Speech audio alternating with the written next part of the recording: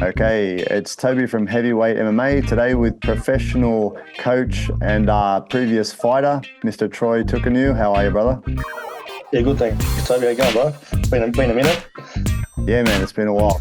Man, I wanted to talk to you today because it's always good to draw from experience, man. When you're trying to find a good coach in martial arts, you need someone with that depth of experience, and you're one of those people, bro. So I want to pull a bit of knowledge from you today, bro. Perfect. I'm ready for it. Ready for it. Let's go. No worries, bro. Hey, first of all, can you just give us a little bit of a run through of your experience, man? I mean, obviously you've been training for many, many years, competing yourself, and also coaching a variety of fighters, man. Where did you kick off with martial arts yourself? Actually, at 9 years old, when I came over from New Zealand, I was about my own PCY. So I actually started in judo. A lot of people don't realise. So I did judo for a couple of years, and then moved over to Leichhardt Police Boys, and I worked. I wanted to do taekwondo. And during that taekwondo period, my taekwondo trainer was a guy called Darren Nak.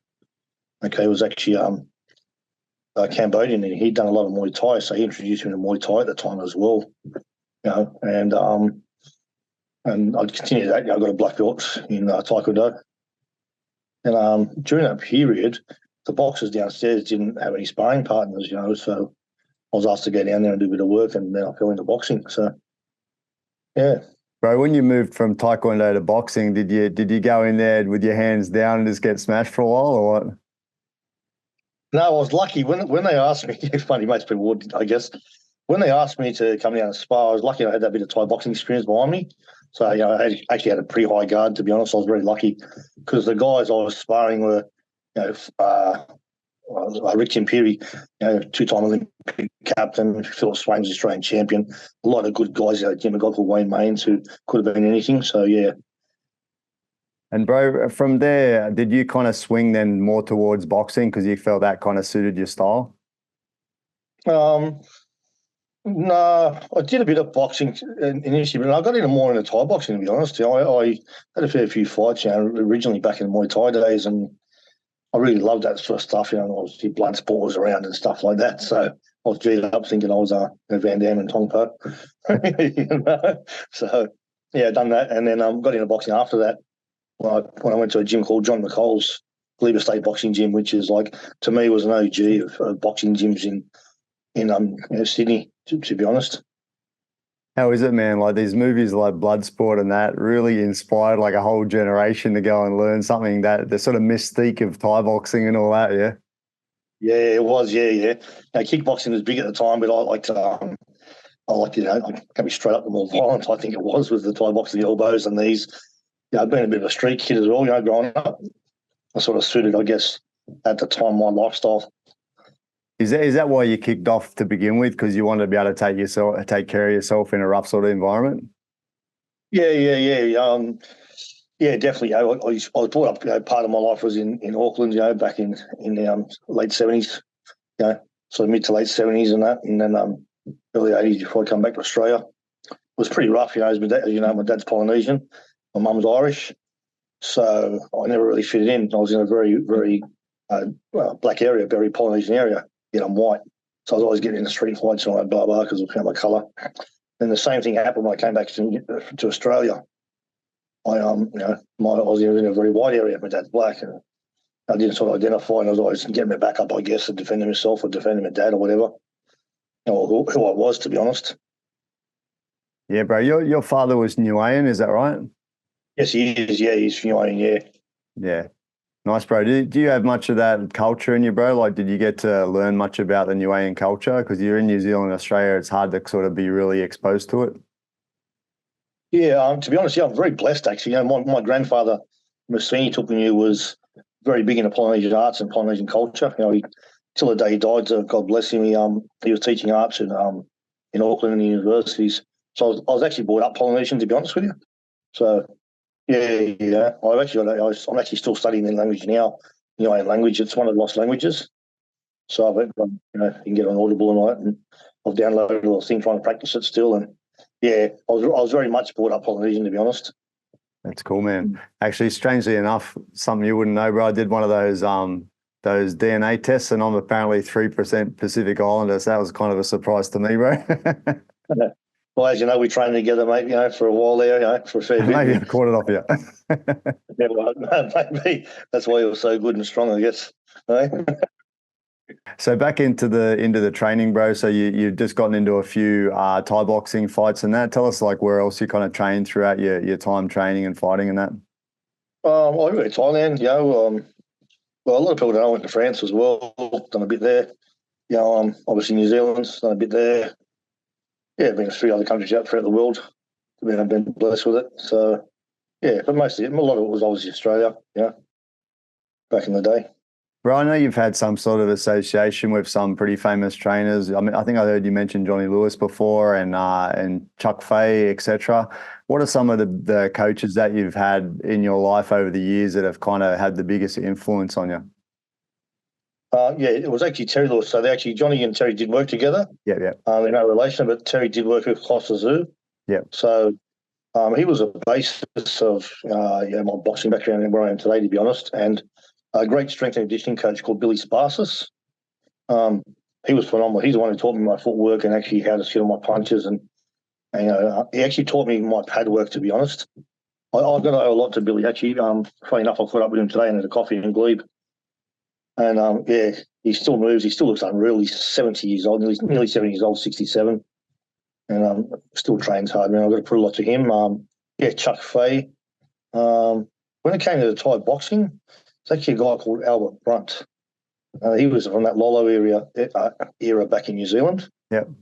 Yeah, but he was Samoan actually, and he trained extensively in Thailand. I was lucky enough to meet him when I was at Johnny McColl's boxing as well. So I did a lot with him. Yeah, so it was great. Yeah, bro. And for people that don't know your background and that, I trained with you around 20 years ago. We trained at the same gym, so I get to witness you doing a bit and do a little bit of training together, man. First of all, talking about sitting down on your punches, man. I remember holding pads for you, and you're the only one in the whole time I've been in fighting sports that's knocking the pads off my hands. Because I couldn't hold the pads because you were hitting that hard, man. And that's having trained with big monster islanders and different guys that can hit pretty hard. But for some reason, you had that snap in your punch, bro, that was just strong enough to knock the focus mitts off my hands pretty consistently. Yeah. I'll put that down like to Billy and Terry Lewis. That old school boxing, which I find is lost at the moment, which I'm bringing. To be honest, I teach that way still. I'm actually funny enough, Toby. I'm training my son. One of my twins, Massini's getting ready for his first fight, and we're just working on that, I'm currently I work with Cody Beacon, who's a great puncher, he's up in the Australian rankings there, one of the best in Australia, I believe. I'm working with Ronald Crinlin, ex-IBO champ. Same, I teach that old school boxing, sit on your punches, let your punches go. So, yeah. And on further from that, bro, like in the whole time I've been trained at multiple gyms in different parts of the world even.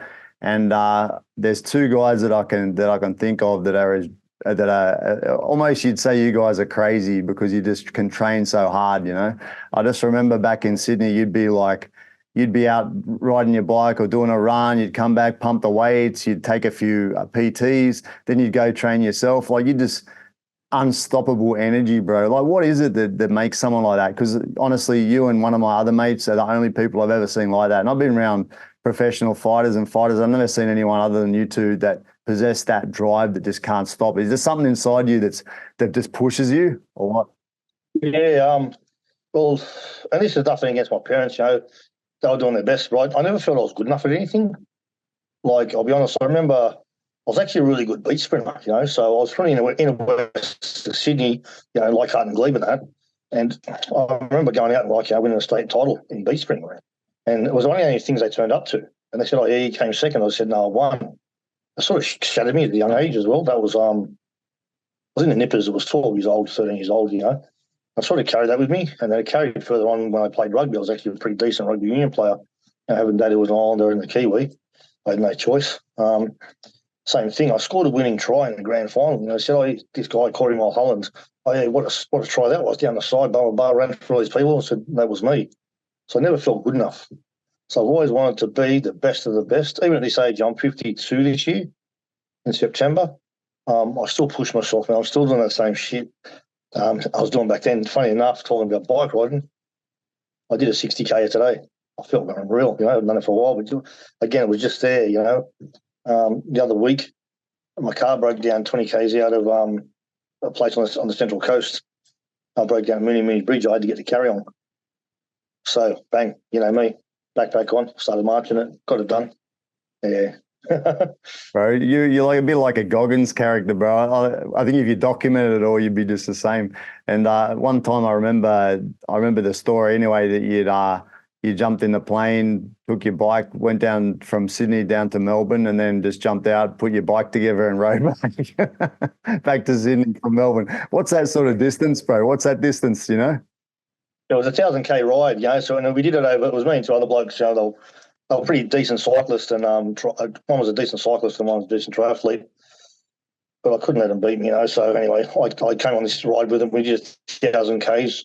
The funny thing is, I rocked in off that 1,000K the last day, and I rocked in the boxing works, where we trained. And I remember I put myself through a full Thai boxing lesson, jumping off the bike. I still believe I had my nicks on, that's training gear for a cyclist. Did a full Thai boxing class myself last, mate, and then I think I did 2 PTs. And yeah, it's just me, bro. I'm blessed to be like that, to be honest.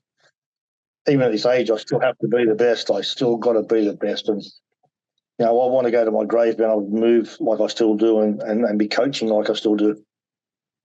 I'm a very hands-on coach. I think it is a blessing to be driven, to be able to do that sort of thing and drive yourself so hard, man. And and hopefully now as a coach, being one of your forms of employment, you can actually that should rub off you and some of the guys that are coming up in the world, right? Yeah, 100%. Yeah.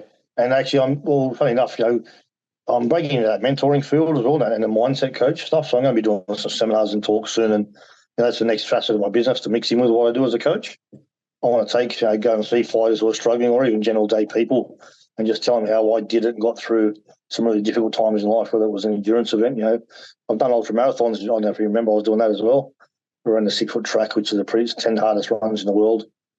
I just want to bring that mindset to people that you can achieve anything. I've had moments in my life where I haven't been the best person, and I've come back from adversity. So, being that mindset, I think I could change a lot of people, and I hope it inspire. So. Yeah, man, I didn't know you'd done those ultras, but that's exactly what I'd imagine you'd be able to do, because that's the same as another mate of mine called Mark. He's the same way. Like, he just can't stop doing these endurance stuff and that. He's unstoppable. He's the same as you, man. So that's good to hear, man. Back onto the coaching, bro. So out of interest, like you're coaching people now in mostly it'd be boxing, kickboxing, and Muay Thai, right?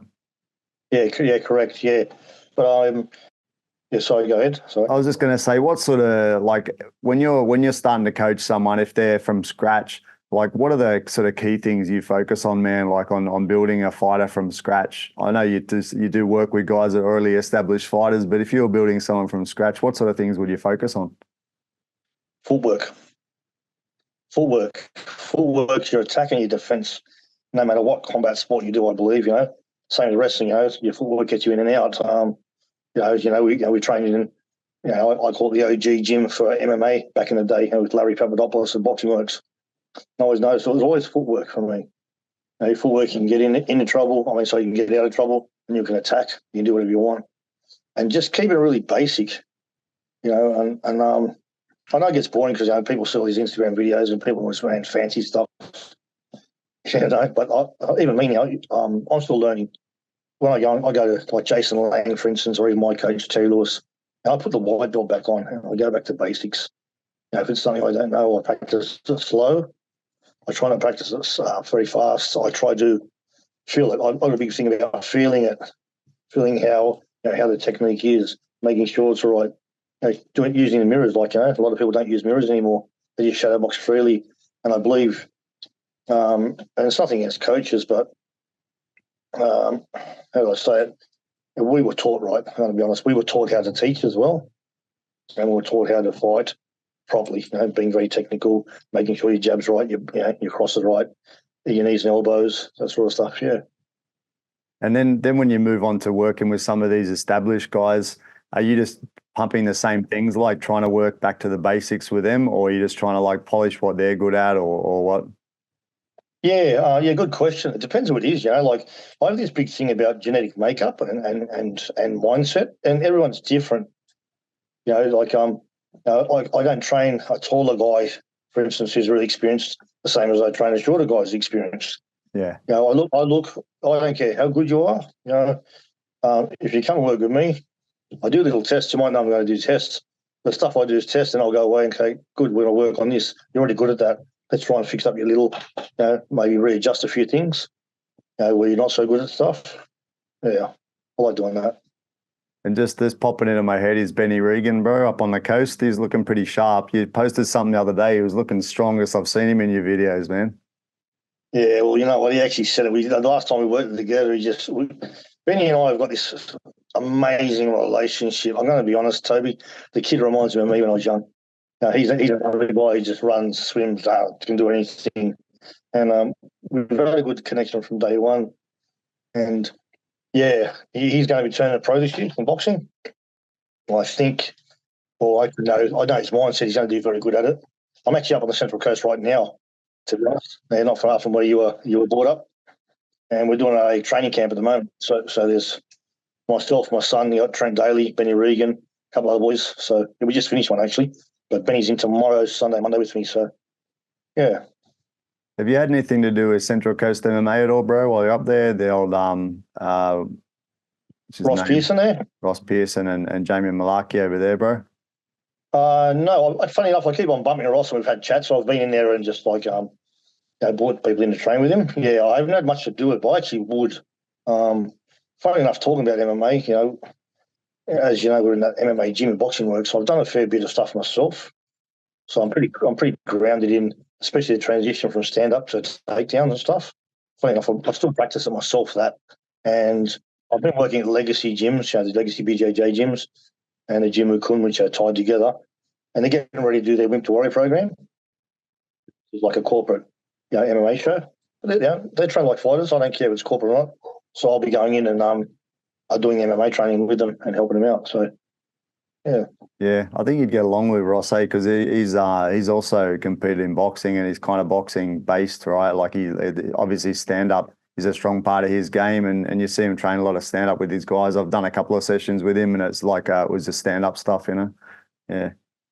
Yeah, Ross. I actually like Ross. I think he's done a wonderful thing for the sport, especially on the Central Coast, because the Central Coast, people can go either way. They're either really good athletes and they get to a certain age and they go the opposite way, just there wasn't as much stuff to do. But him being up here, other guys like Tiago doing the Brazilian Jiu-Jitsu up here, there's Kingdom Martial Arts. I think they've done wonders for people up here.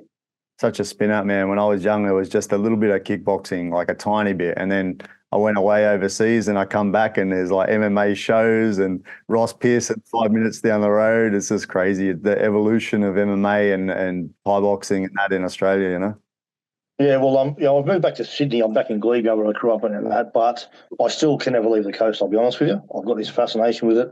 I've got a lot of great friends up here who I coach and just good people I met. I haven't told you, I've been promoting, I started promoting last year. So I've got a promotional company called Glove Up Promotions with Stephen Cooper and a couple other people. And Stephen Cooper had CKO kickboxing originally. So we did a show last year. I'm doing one on the 17th of Feb coming up. And that's our first Muay Thai K1 show. So, yeah, things are looking good on the coast. We're going to try and we actually have matched all local talent. So it's going to be great. Yeah. Bro, I don't know if you remember, Maurice Cooper was actually original CKO, right? Is he related? Must be a relative, right? Well, yeah, just Stephen's his son. That's right. Yeah. I remember once, I'm not sure if you were in my corner, I fought one of their guys many, many years back in I was actually, one of Pitbull shows, bro. Yeah.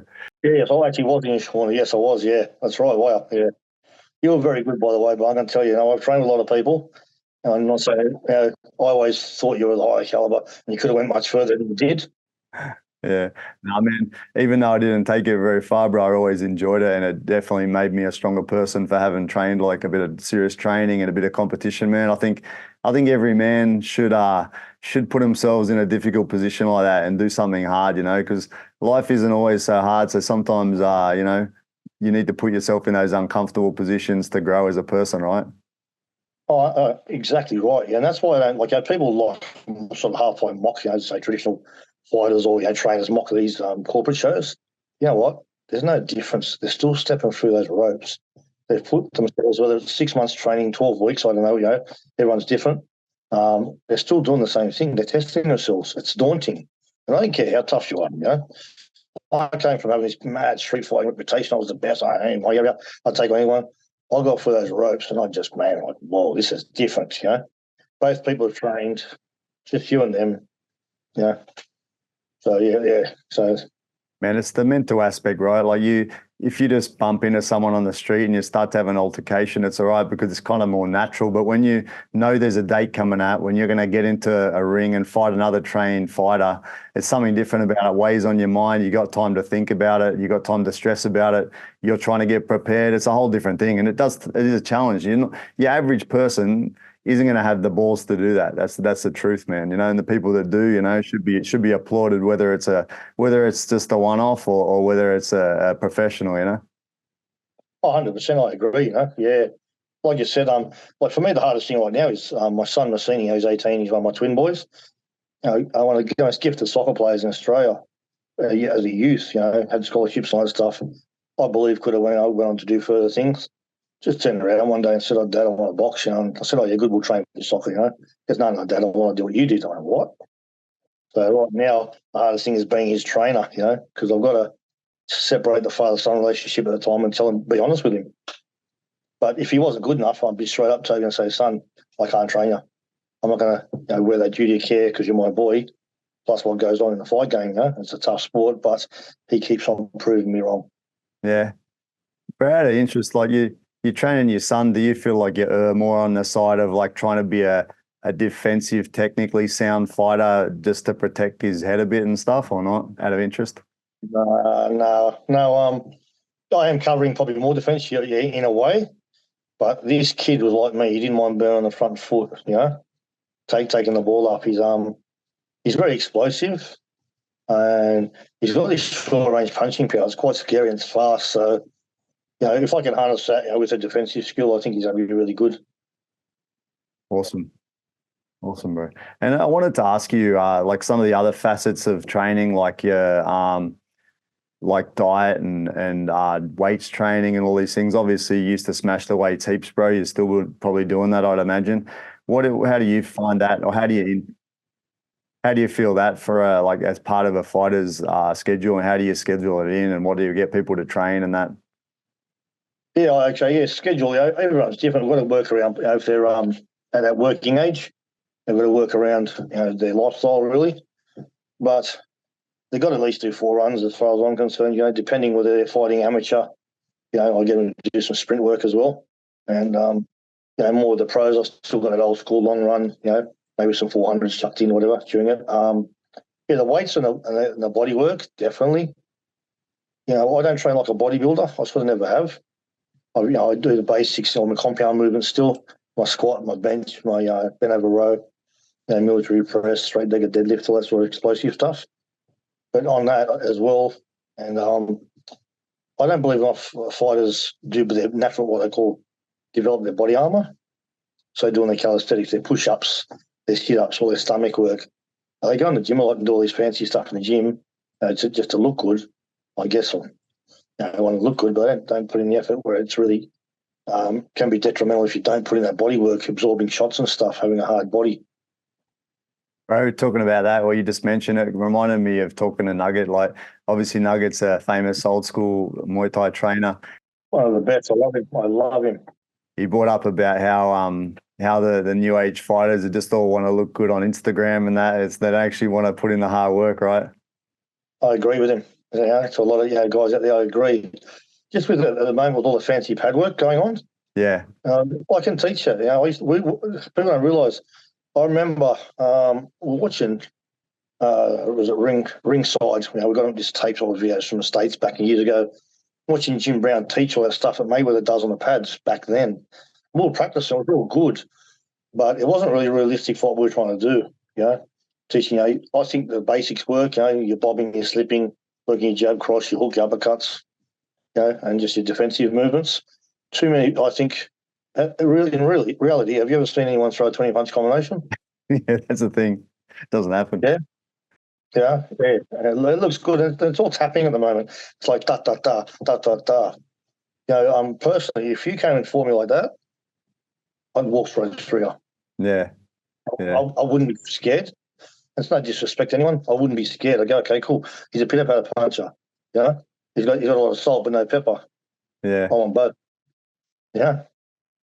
Yeah. I was kind of thinking that before you were saying that you like to stick to basics, because when you watch the best fighters, Canelo, etc., they're still pretty basic. Of course, they've got the basics perfect, but they're not that amazing in what they actually do. They just do what they do so well. Yeah. 100%. Exactly right. And I teach my son that way as well. So funny you mentioned Canelo. I was just training Trent daily. A good mate of mine, Trent, did today. He's got his I think it's his 5th pro fight this coming weekend, the 3rd of February. And the same, we're working sort of like Canelo training today, and he just works for him. Just that basic bop, bop, body talk, shooting your punches, be really methodical in what you do and just be really good at it. We just drill it and drill it and drill it. I believe if you give a fighter too much to think about, it confuses them. Their mind's muddled up. This, I've got to do this, I can't do this, it's too much. Well, again, I work on a few things in a session. We perfect it. We go over a few days in a row till we get and move on to something. I don't believe a lot of people study fighters as much as we used to be honest. So that's what I'm saying is like I'll study a fighter who's Trent's fighting, and we'll work on a plan to beat that guy. That's where I think the true art of boxing or fighting comes in, is being able to dissect and work on a little program for each individual fighter. Yeah, bro, and not everyone realizes that you have to have those fundamentals and that before you move on to doing the flashier things too, right? Like you see guys like Prince Nassim, he was amazing to watch, but if you look back at his earlier fights, he fought very normal. He didn't have he was a basic sort of fighter. He didn't use all those weird movements, and he progressed to that once he'd mastered the beginning basics. Well, funny you mention that. So my coach, Terry Lewis, trained with Brendan Ingle, who was Nassim's trainer. They did a lot of talk, a lot of work together. And you go into his gym, where he was, and in his gym, there's all footprints everywhere. And that was because the theme used to be so erratic and with what he'd done. But you're right. Brendan Ingle said it to him. He was taught classical boxing initially. He just put his own bit on it, and he could pull it off really well. And then not everyone's like that, eh? No, not everyone's going to be a Floyd Mayweather. Like, a lot of these young guys want their hands down and think they're flashy. I caught a young guy the other day, just moving around with him. He was doing that to me. I said, bro, please get your hands up. You're better than this. And I said, your trainer's taught you better than this. And then bang, I hit him with a 1-2 straight in the centre. Sort of sparked him, woke him up. You've got to be pretty fast and pretty experienced. You can't sort of be a fighter who's had maybe 4 fights, 4 wins. You're still considered a novice trying to do that stuff. I still think, do your apprenticeship. Then maybe after 30 fights and you've been practicing on the side, you might try it a few times, see if it works. If it doesn't, you go back to classical boxing. I don't typically like that style, the hands down style. Yeah, like you said, they get the fundamentals down, bro. Hey, you mentioned before about your about some street fighting when you were younger. Go into that a bit, man. Like what sort of drew you to having punch-ons on the street? Just the area, man. The commission area, tough neighbourhoods. Everyone talks about Southwest Sydney, all these areas in the day, or even now. Mate, they were just as hard as you go to Woolloomooloo, Waterloo, obviously the Block and Redfern. You wouldn't walk down there, man. Like seriously, unless you live there or you were going to Mundine's boxing gym. But Glebe and even Leichhardt, they were tough areas, So it wasn't anything you had to get in a street fight walking down the street because someone didn't like you. So me being me and starting my martial arts career, I guess, and fighting career wouldn't take a backward step. I hated bullies, so that got me in a lot of trouble. If I see someone get bullied, I'd take over their argument. And, if I could sort it out, do my best. Yeah. You reckon that having that sort of background that helps you a bit more in the fighting and sort of coaching career as well? Oh, most definitely, yeah. I just that tenacity, you had that sort of fearless thing, and to be honest, Toby, I was always scared. I was always, but I wouldn't back down to the pure fact that, again, I never thought I was good enough. So I'd always fight. I'd rather fight, and if I got beat, I got beat. I'd rather have a go, So yeah, definitely, I think it definitely helps. My dad was a very hard man, it's over 140 kilo Islander who could fight. He was like, honestly, and I say this, with all due respect, he was like a Jake the Muss. He could fight he was known for his street fighting back in Auckland and that. Even now, he's still as strong as a bull at 70 years of age, carries himself really well, can train, looks after himself. Yeah. And bro, in the street, what's your go-to, bro? What's your go-to move? My go-to move, I talk a lot and I shake my hands like, my nickname, a lot of boys call me Twitch. So I'm always, as you know, high energy. So I keep my hands busy and they don't realise I'm actually walking off. Looks like I'm walking off, I'm backing away. All I'm doing is setting them up. I like a straight right left hook or even the left uppercut right hand. If I put, say, roughly here, if I put my hands there, I'll do it for you. Hands down, talking them. As soon as they're in striking range, bop, bop. I've had a pretty good strike rate and KO record with that. Bro, before you're talking about Woolloomooloo and all those areas, do you ever run across Spanian out of interest? I'll follow him a bit on his videos. Good guy. Funny enough, he's obviously a bit younger than me, but he's just got married recently, and the gym I trained at, I told you, John McCall's gym.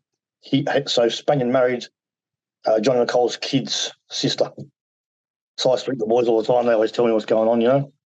I'm currently working with a guy, with a mindset coach, and we're training and doing a lot of work together called Jeff Morgan. If you can check him on Instagram, he's a phenomenal. He's actually changed my mindset again, Toby, from having that never die attitude. I can do this and do that. It's even thinking smarter business-wise now. So he was a reformed bank robber, done 20 years in it, again, brought up in Redfern on the block. So, yeah, he knows Spanian as well. Talks to him all the time.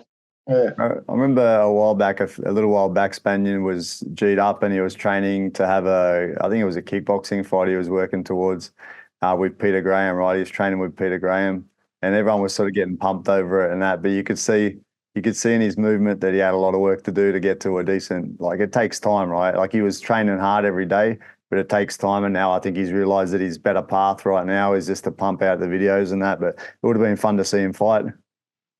Yeah, it's funny enough. Pete and I are good mates, as you know, and so you say you're training Spanian here, and Pete's honest. He goes, "No, he's going really good, and all that sort of stuff." And then I had a young guy who I've been speaking to. I won't drop his name because it's never happened, but he actually wanted to challenge Spanian, and he said, "Would you train me to beat him?" So I said, "Well, it's pretty tough because Pete and I are mates, but he never eventuated, thank God. But it would have been interesting. It would have been two old school trainers up against two young school fighters." Yeah, that'd be funny. One thing I noticed about him is he's kind of the way he was getting the kicks up and that looked pretty good. He's a big unit, right? And he can get his legs up pretty high pretty quickly. So I think that was probably one of his natural sort of abilities, but he had to polish up things a bit if he was going to be stepping in the ring. Oh, 100%. Yeah. He had some phenomenal kicks, actually. I was thinking about a guy who's 106 kilos and getting his legs up that easy and pretty whippy. Yeah, it was actually really good. Yeah. Just a little plug too. I'm coaching heaps of gyms at the moment, like Mundanes and that. And there's such a good element of fighters going to Mundanes at the moment, and it's been redone. It's still on the block, but some good fighters coming out, Toby, to be honest. And same at East PCYC. I've actually been doing a bit of work with Harry Garside. I don't know if you've seen my Insta, but I've done a few sessions. Phenomenal guy, seriously. And if anyone thinks he can't punch, he actually can. He's just kind of had to keep that amateur style because he's got the Olympics going up. Yeah, so, yeah. Right, on that, man, if anyone is interested in getting in touch, how do they get in touch and where do you train people these days? So I obviously work for Chuk Fei, so I work for the Jimmy Kun guys, and they're teamed up with Legacy BJJ with Mark Chan as well. So any of the Jimmy Kuns are at Chippendale, Jimmy Kun Martial Arts and Legacy headquarters on Cleveland Street. I coach at Willoughby, the Jimmy Kun Legacy. That's in Penshurst Road in Willoughby. I train there as well. But I'm mainly at Mundanes, for the boxing type stuff, and I do a bit of East PCYC. But if you do want to look me up, look up the Silver Fox 72, and just DM me, and I'll be able to give you locations, prices, and what I do. Yeah. Nice, man. Hey, I know you mentioned Jim Woo Kun, bro. I remember, do they still have anything in Chinatown? I remember it used to be in Chinatown, full like dingy lift. You come out and it's got those little temple dogs and stuff. It was kind of cool. Yeah, no. He's moved a couple of times, Chuk Fei, from there. He's moved. He was at one side of Chippendale. Something happened there. Now he's on Cleveland Street. So that's headquarters there. Still the same. Chuk Fei is phenomenal. He's just had a hip reconstruction. He's back in the gym, and seriously, as you know, he's built like a machine. He's 67 years old and still moves unbelievably. Chuck, a bit of history with Chuck and I. We worked on the doors together. I've done a bit of bodyguarding, so I've got a lot of respect for the guy. And as you know, he was an OG of what we did. Back in the day. He had some of the best fighters ever come out, and great trainers now, like the Adines and all that sort of stuff, and Peter Cara, all those sort of guys. Yeah. Yeah, man. He actually, my first kickboxing coach was called John Suttle. He was the same era, like he was competing around the same time, and he told me that that Chuk Fei's nickname was Little Tree Trunk Legs. That's what they used to call him because he's got those real thick legs.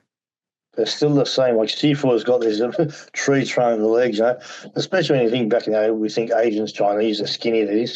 He was a unit and still is, and can still move and punch and kick. Yeah. Yeah. Nice, bro. All right, man. Well, thanks for your time. It's good to pick your brain a bit, and I look forward to maybe catching up with you again in the future to talk about something, man. Yeah. Like I said, I'm doing these mentoring stuff. So anyone hit me up if they need any mentoring. If you're struggling in life, I work high in the mental health field as well. So I believe what I do all goes in one package. I can work on everything for you. Cool. Always lovely talking to Toby, man. Got a lot of respect for you, brother. Cool, man. Thanks for your time, eh? Take it easy. All right, take care.